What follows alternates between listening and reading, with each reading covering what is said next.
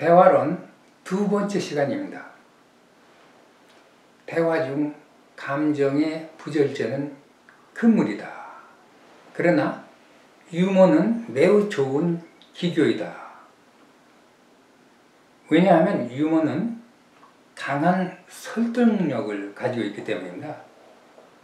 유머는 사실상 인간관계에서 가장 강력한 친화력과 파괴력을 가진 도구라. 동의하세요? 유머는 나이, 신분, 문화, 인종 혹은 강력한 위계질서 이런 모든 인간의 장벽들을 허문다 하는 사실입니다. 그런데 이상하게 서양인들은 유머를 굉장히 선호하지만 동양 사람들 유머를 기피하는 경향이 있다. 왜 그러냐면 동양 사람들은, 특히 한국 사람들은 유머를 하면 타인으로부터 존경을 받지 못한다. 그리고 위신이 떨어진다. 이렇게 생각을 한다는 사실입니다. 그런데 미국에서 보면은 목사님, 신부님, 그리고 정치 지도자들이 가장 많이 농담을 한다는 사실을 우리는 볼 수 있습니다. 한국같이 위계 조직, 즉 신분에 의한 그 지배가 존재하는 그런 사회에서는 언제든지 농담하는 것, 그리고 웃는 것이 경망스럽고 이제 천한 것으로 이렇게 생각을 했죠. 지금도 그럴까요? 그런데 유머는 사실상 상대방의 마음을 열게 하고 상대방으로 하여금 경계심을 풀게 한다. 그뿐 아니죠. 유머를 하게 되면 서로 꾸미지 않고 자연스럽게 가까이 지내자 하는 그런 그 표시가 된다. 유머는 무슨 메시지를 주는가 하면 높은 사람도 없고 낮은 사람도 없다 하는 그런 메시지입니다. 그래서 겸손하려고 노력하는 사람만이 유머를 할 수 있다. 유머를 통하면 상대방의 혹은 내 자신의 그 위선의 장벽, 이거를 무너뜨린다. 결국 상대에게 친구가 되자는 정말 긍정적인 메시지다. 이렇게 생각을 합니다. 그렇지만 유머는 적절한 시기와 또 적절한 문화, 그리고 또한 적절한 대상에게 건전한 내용으로 해야 된다. 쉽지는 않습니다. 나는 가끔 이제 사람들에게 유머를 던져서 상대방을 쉽게 파악을 합니다. 유머의 그 상대의 반응으로 나는 상대의 이념이나 신념, 그리고 인간성, 또 그분의 재치, 또는 그분의 IQ까지 파악할 수 있다. 여러분 동의하세요? 그리고 더욱 중요한 사실은 유머를 얘기함으로써 상대가 겸손한 사람인지 혹은 옹졸한 사람인지도 파악할 수가 있다는 사실입니다. 그래서 때로 유머는 상대를 스크린하는 도구가 될 수 있어요.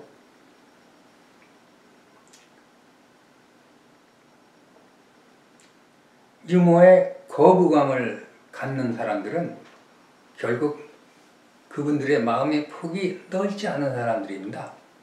그래서 나는 그분들과는 자연스럽게 인간관계를 어느 정도 포기한다. 대화를 하는데 반드시 꼭 필요한 말만 하는 것이 원칙이냐? 어떻게 생각하세요? 저는 그렇게 생각하지 않습니다. 상대에게 꼭 실수 없이 또 필요한 말만 한다는 그런 인상을 주게 되면 상대도 똑같이 경계하고 조심하게 됩니다. 그렇게 되면 대화가 잘 될 수가 없다 하는 사실입니다. 인간관계는 우리가 감정의 동물이기 때문에 아무리 가까운 사이라도 결국은 그 순간적인 약간의 감정의 마찰이 있게 마련이다.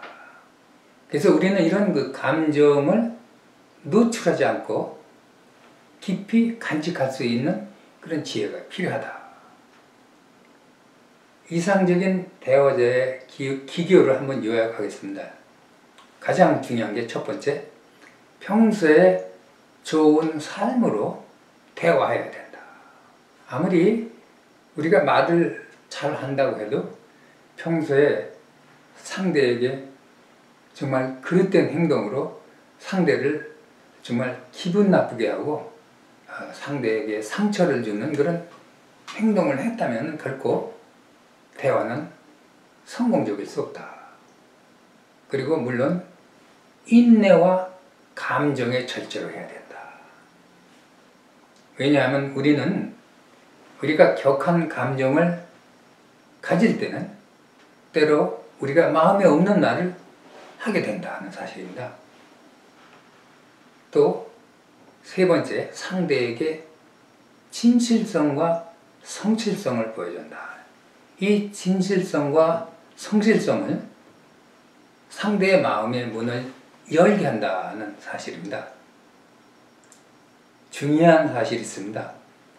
좋은 인간관계를 평소에 가져야 된다는 말씀을 드리는데, 여기서 더 강조드리고 싶은 말은 평소에 소위 수평적인 인간관계를 유지하라는 얘기입니다. 그래서 요약하게 되면 말은 우리의 생각과 감정을 일으킨다. 그런데 우리의 생각과 감정은 또 우리가 행동하게 만들죠? 그 우리가 하는 그 행동이 결국 뭘 만듭니까? 우리의 습관을 만든다. 그리고 그 습관이 바로 우리의 인격이 됩니다. 그리고 그 인격은 결국에는 우리의 운명을 만든다. 그래서 우리가 만든 그 운명이 우리를 행복하게 하고 혹은 우리를 불행하게 만든다. 그래서 우리가 기억할 말은, 인간의 말은 이렇게 살아서 생동한다, 움직인다, 이렇게 정의를 내리고 싶습니다. 지혜로운 대화법을 다시 한번 정리를 하게 되면, 말씀드린 대로 감정이 격할 때는 대화를 하지 말라. 저는 이제 집사람과 대화를 나눌 때 대화가 잘 되지 않으면은 바깥으로 나갑니다. 산책하러 나갑니다. 그리고 자랑을 하지 말라. 상대에게 자꾸 자기 자랑을 하게 되면은 결국 자신의 신뢰감을 상대에게 잃는다는 걸 여러분 기억하셔야 됩니다. 그리고 상식, 그리고 배려하는 마음으로 하라. 상식이 결여된 말은 아무리 좋은 말이라도 곤란합니다. 그리고 온몸으로 경청하라. 이 온몸으로 경청하라는 말은 정말 몸과 마음을 같이 상대방을 주의해 줘야 된다는 얘기입니다. 그리고 대화할 때 혼자 독점하시지 말라. 만약에 4명이 모였으면 1시간 얘기를 한다면 한 사람당 15분 정도 들어가죠. 혼자서 30분 하면은 곤란합니다. 그리고 부정적인 말은 2번 이상 하지 말라. 이 부정적인 말은 결국 자신의 인격을 깎아내리는 것입니다. 예를 들면 뭐 식당에 가서 식탁에서 뭐 음식이 맛이 없다. 부정적인 말입니다. 혹은 영화관에 가서 영화가 재미없다. 우리가 참 공원에 가족들과 같이 산책을 갔을 때 그 자연의 아름다움을 얘기하는 것. 너무나 긍정적인 얘기죠. 또 물론 우리가 칭찬하고 격려하고 감사하는 말을 반드시 해야 된다. 우리는 특히 한국 사람들은 감사하다는 말에 굉장히 인색합니다. 예. 그리고 성인들, 어른들은 자녀들과 손자, 손녀들의 그 자부심을 높여주는 그러한 말을 많이 해야 된다. 조그만 것, 예를 들어서 가방이 이쁘다. 근데 머리 스타일이 참 오늘은 이쁘다. 넥타이가 참 멋있다. 뭐 신발이 참 이쁘다. 뭐 얼마든지 우리가 긍정적인 그 얘기를 할 수 있죠. 그리고 우리가 주의해야 될 게 또 하나 있습니다. 대화의 화제를 자신의 전공 분야나 혹은 정치나 종교를 피하라 하는 얘기입니다. 그죠? 대화는 서로 쉽게 공감할 수 있는 날씨나 혹은 운동 경기 혹은 여자분들 같으면 음식 만들기 같은 거. 대화의 내용은 물론 진실된 내용이고 또 사실된 내용이래야 하죠. 그리고 중요한 건 서로에게 이익이 되는 내용을 하라는 얘기입니다. 그리고 또 중요한 사실은 대화에는 적절한 시간과 분위기가 요구된다. 적절한 시간은 결국은 분위기가 좋은 때, 상대의 기분이 좋을 때, 받아들이기 좋은 그런 환경일 때 대화를 하라 하는 얘기죠. 이 눈맞춤에 대해서 잠깐 말씀을 드리겠는데요. 눈맞춤이 대화에서 굉장히 중요한 몸짓으로 작용을 합니다. 중요한 사실은 서양 사람들과 동양 사람들 간에 이 눈맞춤에 관해 거의 아주 상반된 풍습을 가지고 있다는 사실을 여러분 아셔야 됩니다. 동양적인 환경에서 우리는 윗사람들과 대화할 때 눈맞춤은 공손치 않고 불경한 행위로 생각하는 사람들이 많이 있습니다. 그래서 대화 중 눈맞춤을 어른들과는 꺼려한다. 이거 옳지 않은 겁니다. 근데 미국 사회에서는 대화 중 눈맞춤을 하지 않으면 그 사람은 아주 불성실한 사람으로, 그리고 자신감이 없는 사람으로, 그뿐 아니라 정직하지 못한 사람으로 판단을 받는다는 사실을 여러분 아셔야 됩니다. 그래서 미국에서 직장 인터뷰를 할 때 눈맞춤은 매우 중요한 요소라는 사실을 기억하십시오. 대화의 요소를 저는 이제 세 가지로 봤는데, 대화의 세 요소. 시간, 분위기, 그리고 장소. 여러분들이 무슨 중요한 대화를 하려면 이 세 가지를 고려해야 된다. 부부간의 대화도 마찬가지입니다. 적절한 시간에 정말 분위기 있는 장소에서, 예를 들어서 뭐 식당에서, 좋은 식당에서 식사를 하면서, 혹은 장소도 그렇습니다. 사람들이 많이 있는 데보다 아주 조용한 곳에서 둘이서 산책을 하면서 얘기한다든지. 이 세 가지 요소를 신경을 쓰시라 하는 얘기입니다.